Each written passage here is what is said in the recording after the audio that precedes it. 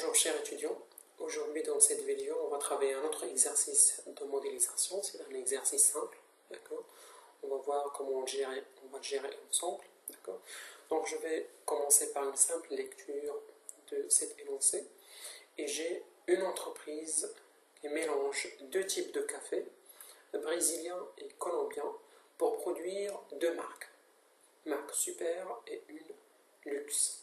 Chaque kilogramme du café Super nécessite 0,5 kg du café brésilien et 0,5 kg du café colombien. Et chaque kilogramme du café Luxe contient 0,25 kg du café brésilien et 0,75 kg du café colombien.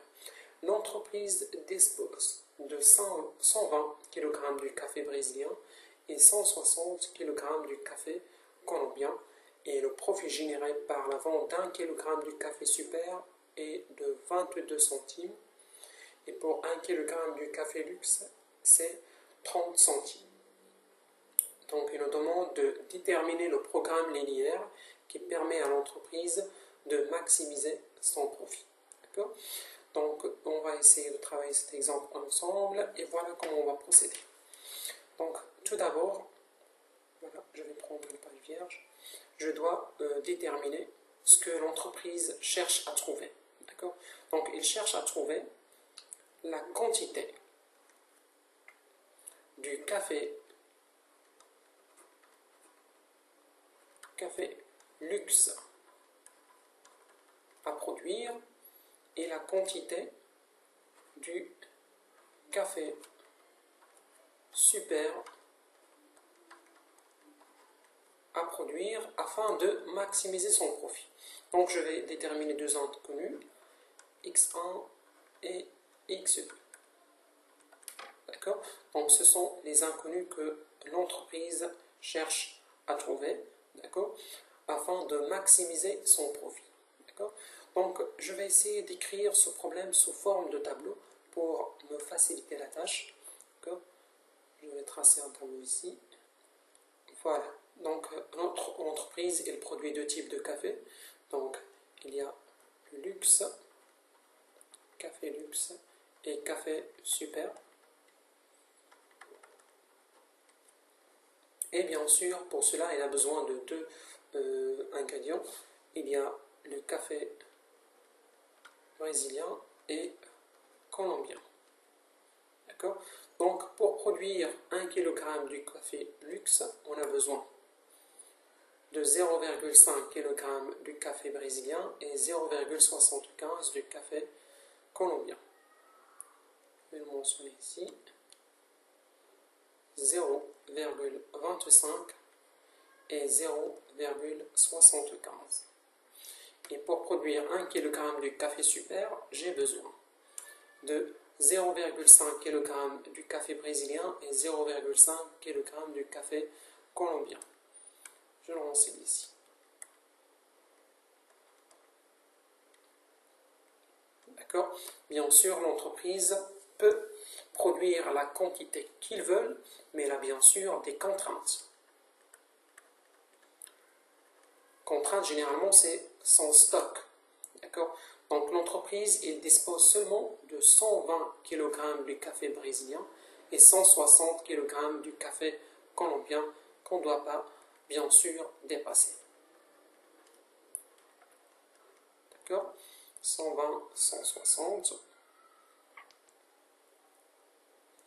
Voilà. D'accord? Donc, bien sûr, la vente de ces deux produits génère bien sûr des profits. Et le profit généré par la vente d'un kilogramme du café Super est de 22 centimes. Et pour le café Luxe, c'est 30 centimes. Je le renseigne ici. Donc, c'est 30 centimes pour café Luxe et 22 ici. D'accord?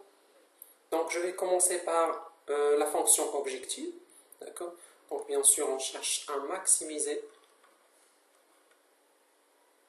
le profit, Z, et bien sûr le profit, généralement l'option objectif, plutôt la fonction objective, généralement c'est un chiffre d'affaires qu'on calcule quantité fois prix, D'accord?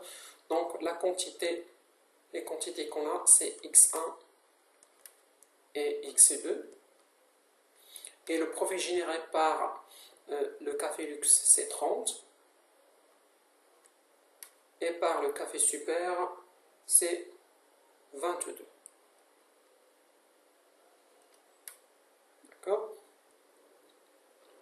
Et j'ai les contraintes suivantes. D'accord? C'est mon stock généralement. Donc, ici.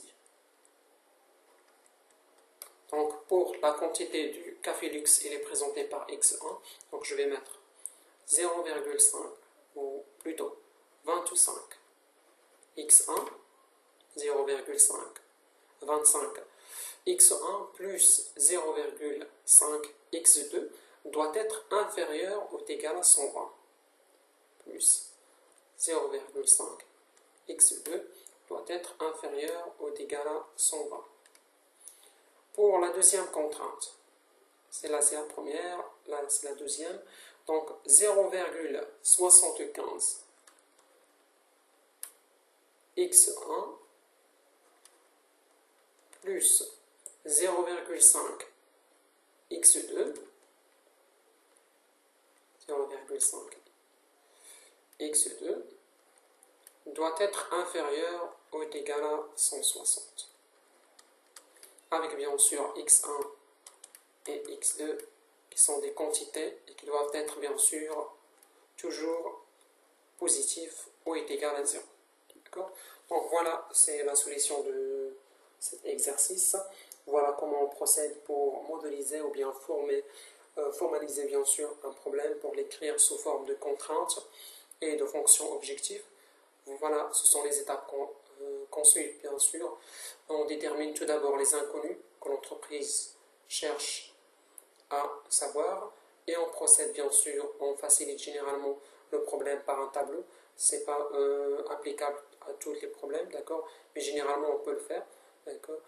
On commence bien sûr, si vous le souhaitez, par la fonction objectif et on passe bien sûr aux contraintes. J'espère que j'étais un peu utile pour vous. Merci d'avoir regardé la vidéo et bon courage.